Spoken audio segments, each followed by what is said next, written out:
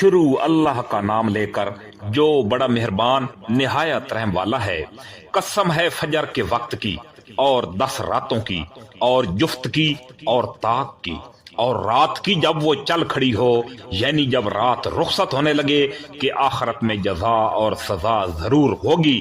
ایک عقل والے کو یقین دلانے کے لیے یہ قسمیں کافی ہیں کہ نہیں؟ کیا تم نے نہیں دیکھا کہ تمہارے پروردگار نے عاد کے ساتھ کیا سلوک کیا، اس اونچے ستونوں والی قوم ارم کے ساتھ جس کے برابر دنیا کے ملکوں میں کوئی اور قوم پیدا نہیں کی گئی، اور سمود کی اس قوم کے ساتھ کیا کیا جس نے وادی میں پتھر کی چٹانوں کو تراش رکھا تھا، اور میخوں والے فرعون کے ساتھ کیا کیا۔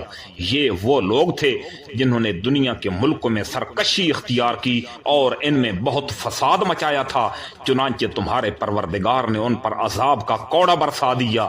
یقین رکھو تمہارا پروردگار سب کو نظر میں رکھے ہوئے ہے، لیکن انسان کا حال یہ ہے کہ جب اس کا پروردگار اسے آزماتا ہے اور انعام و اکرام سے نوازتا ہے تو وہ کہتا ہے کہ میرے پروردگار نے میری عزت کی ہے، اور دوسری جانب جب اسے آزماتا ہے اور اس کے رزق میں تنگی کر دیتا ہے تو وہ کہتا ہے کہ میرے پروردگار نے میری توہین کی ہے۔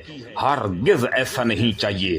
صرف یہی نہیں بلکہ تم یتیم کی عزت نہیں کرتے اور مسکینوں کو کھانا کھلانے کی ایک دوسرے کو ترغیب نہیں دیتے، اور میراث کا مال سمیٹ سمیٹ کر کھا جاتے ہو اور مال سے بے حد محبت کرتے ہو۔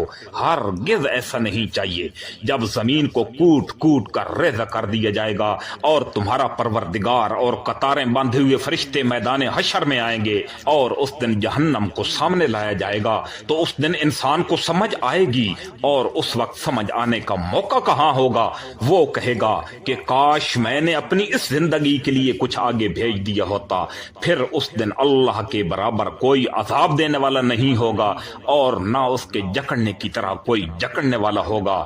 البتہ نیک لوگوں سے کہا جائے گا کہ اے وہ جان جو اللہ کی اطاعت میں چین پا چکی ہے، اپنے پروردگار کی طرف اس طرح لوٹ کر آ جا کہ تو اس سے راضی ہو اور وہ تجھ سے راضی ہو، اور شامل ہو جا میرے نیک بندوں میں اور داخل ہو جا میری جنت میں۔